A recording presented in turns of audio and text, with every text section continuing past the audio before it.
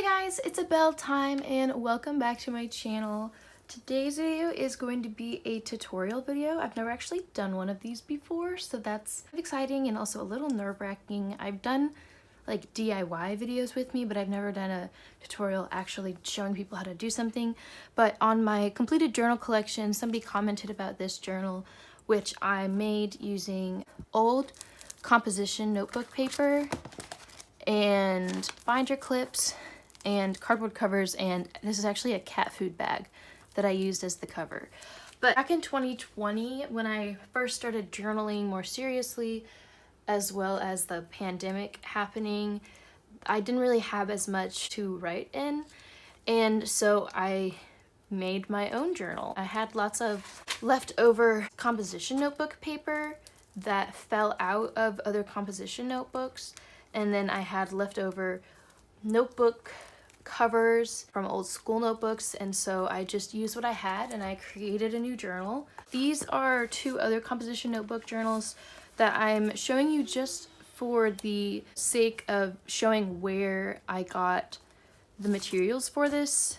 As you can see, both of these are both kind of like used and somewhat empty, and what I learned in going through old composition notebooks is that when they were used for a subject and then not finished, and we would rip out the paper, then it would end up making the other half of the paper fall out because the binding is just straight down the middle. So the same thing happened to this journal, which is why I had to duct tape the front and the back.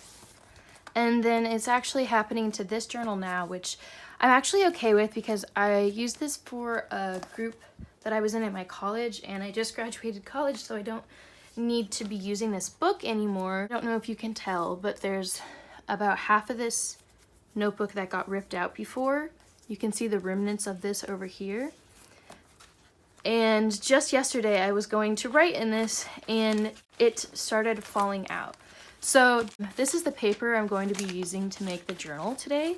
And if you ever deal with the same problem, this is how I'm still able to use this paper, because I could hole punch it and put it in a binder, but I don't really have use for that anymore, and I don't really have use for just kind of random loose leaf. So I'm just removing it. The bottom half is still a little bit more sewn in here. So I'm just gonna use this X-Acto knife and kind of cut this out. And once I have this, I'll show you everything else that I'll be using for this tutorial that you will need to create a notebook. And this is actually no sew, no folding, so you can use this, oh no, you can use this method with extra loose leaf paper you have. Like I said, obviously falling out composition book pages, and it's crazy to think like that is the end of this notebook. It's so much smaller now. Anyway, so I'm gonna go ahead and set these to the side and show you all the other materials I'll be using. So obviously we've got the notebook paper. Like I said, you could use loose leaf. I'm using this composition notebook paper that fell out just because I want to be able to use it. And for the covers, I'm going to be using just these pieces of cardboard. They're not even right now, so I'll have to be cutting them down to the size that I want, but these are both just from, I think, like old paper pads or maybe packaging. It's just recycled cardboard essentially. And this is going to be the cover. And then I actually have materials here for two different notebooks. So I'll start with this smaller one.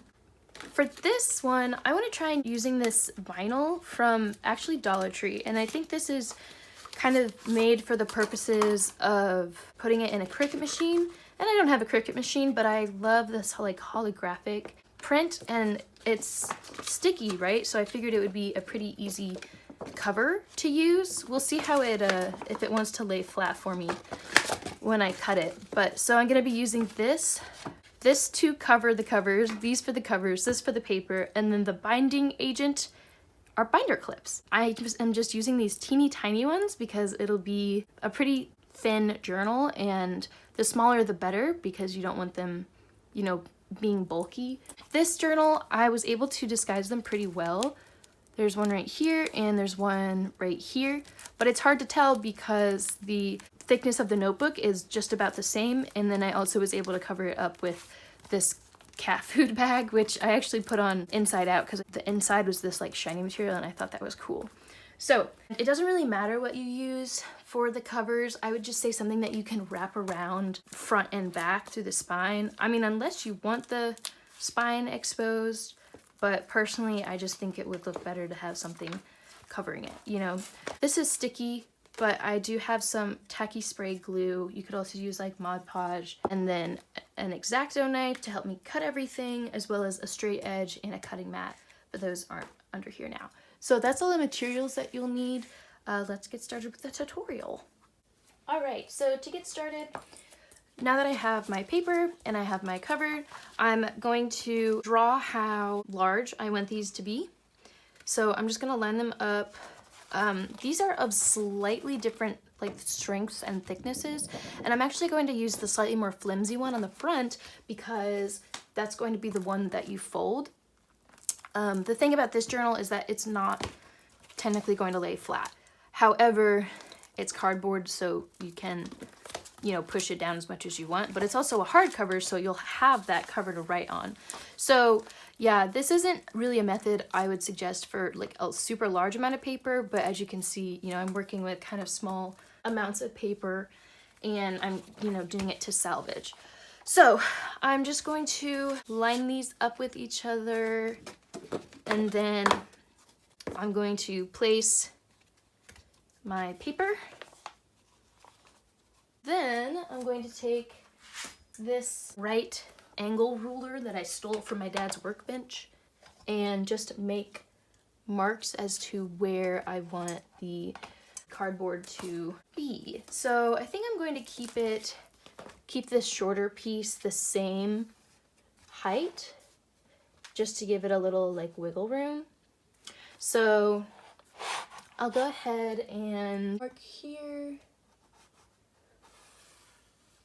And then I do want to cut it down on the edge, so I'll do like 1 centimeter of wiggle room. And I'm just gonna go ahead and mark the rest of this. Hopefully that's straight. And the truth is, if it's not a huge deal. It only has to be as perfect as you want it to be. I hope if you're a DIYer, you're not a perfectionist, because when you do things yourself, you know, they're not always going to be perfect. But that's kind of the fun of doing it yourself, you know? So, all right, now I'm going to use this same ruler just because it's kind of heavy and it's metal and it's a straight edge. And I'm going to use this for cutting. I'm just going to use this box cutter. There we go. For the second cover, I'm going to cut it short ways first.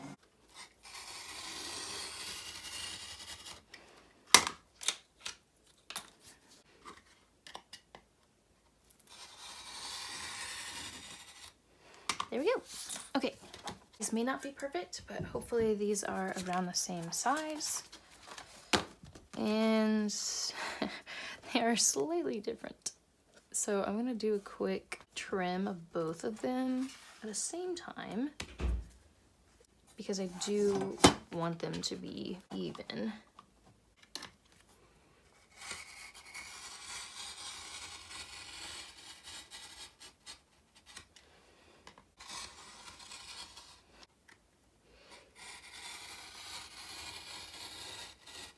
And now my covers are even, hooray.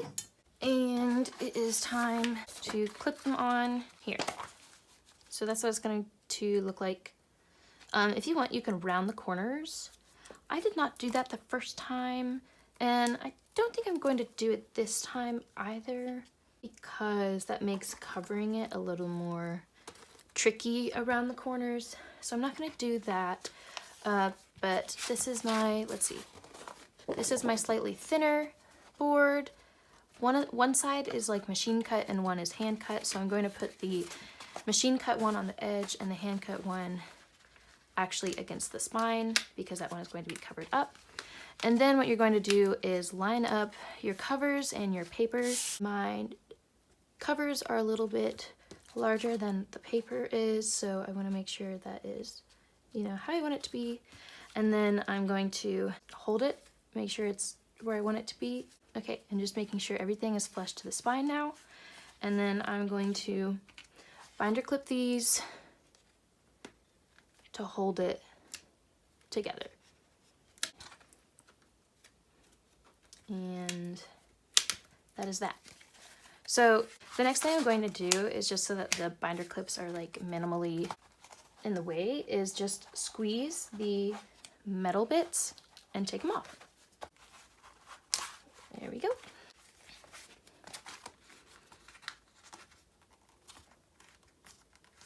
Just for my own sake, I'm just gonna write front and back, just so I know, and so I know which way is up and down. Because like I said, I have a slightly thinner piece of cardboard as the front cover because it'll be easier to bend.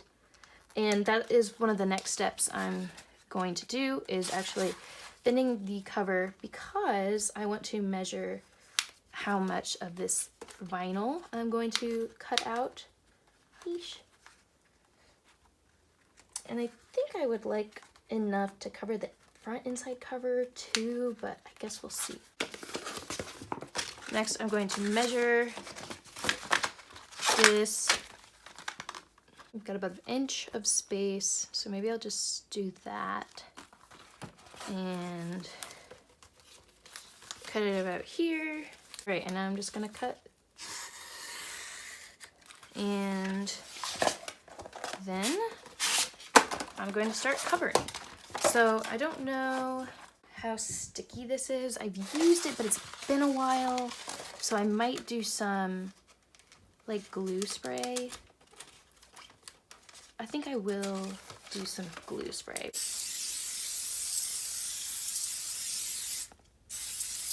I'm also going to glue spray the middle, about center. So we actually want to start, like do our best to start in the center. You want to make everything, oh my gosh, how pretty is that? You want to make everything flush to the center, like binder clips. Okay. Bang. Contact made. I'll go ahead and put some sticky spray on the back.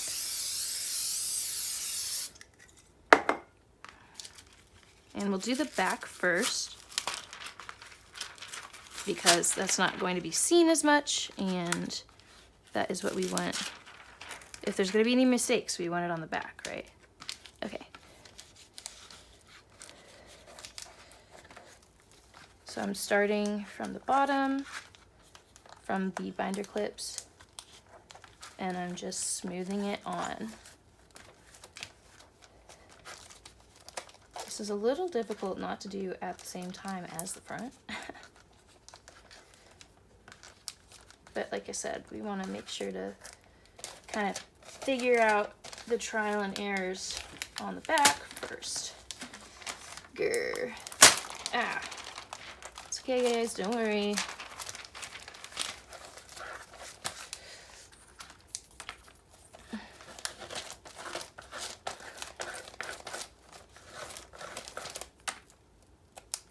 Okay.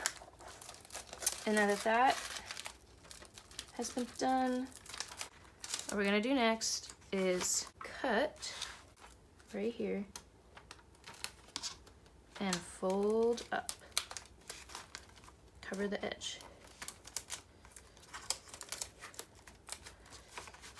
I'm gonna cut here as well.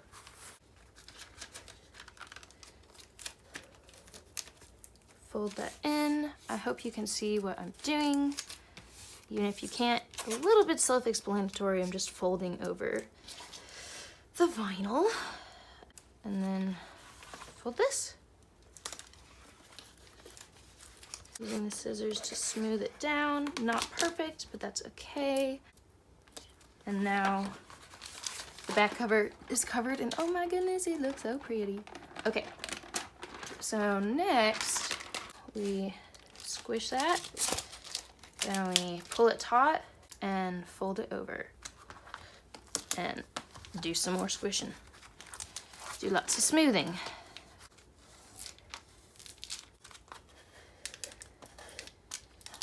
So as you can see, it's laying a little funky around the binder clips. That's just how it's gonna be. I don't know if I said this at the beginning, but this vinyl is from Dollar Tree, and this is going to be really great for a project like this because it's already like self-adhering. So yeah. And by the way, this is just the lid of the glue that I'm using. Okay, and now I'm gonna go ahead and crease the inside cover because that's how it's going to be when I'm writing in this. Okay. Yay! Okay, so now we folded it. So this is how it's going to be the whole time you're writing in it and using it. The crease will be here. Now I'm going to do the same thing and trim it here so that I can fold it over and just fold this bottom up.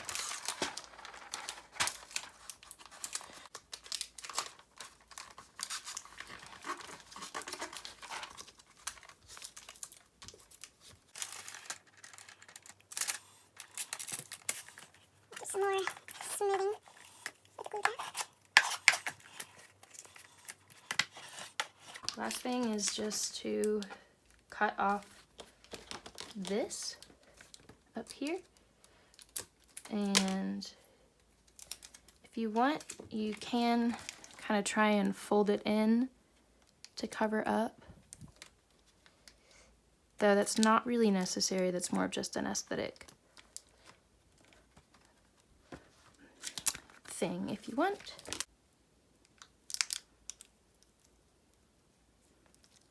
All right, so there you have it. A journal made from binder clips and composition notebook paper that fell out and just recycled reused cardboard. So if you want it to be sturdier, I suppose you could maybe put tape or like some other material between the cover material and the edge to be bound. But yeah, this was a pretty simple, pretty easy project. I really hope it's helpful. Like I said, I wouldn't do this with like a huge amount of paper because you can't like lay the cover flat, so it could, you know, be a little annoying, you know. But anyways, so yeah, there's that. I think I'm going to do the other notebook in perhaps a part 2 and maybe just its own video. But yeah, that is the tutorial to create a notebook like this using loose leaf paper and binder clips, no sewing. There even wasn't really even glue like needed for this project. So that's awesome. I also didn't even realize that I ended up making quite similar to what I did the first time. So yeah, thank you so much for watching. I really hope you enjoyed this video. I hope this tutorial was helpful. Let me know below if you're going to make something like this. And yeah, I really hope you enjoyed it. And thanks to the person that requested this. I'm happy to share. All right, well, thank y'all so much. I'll see you in my next video. Bye.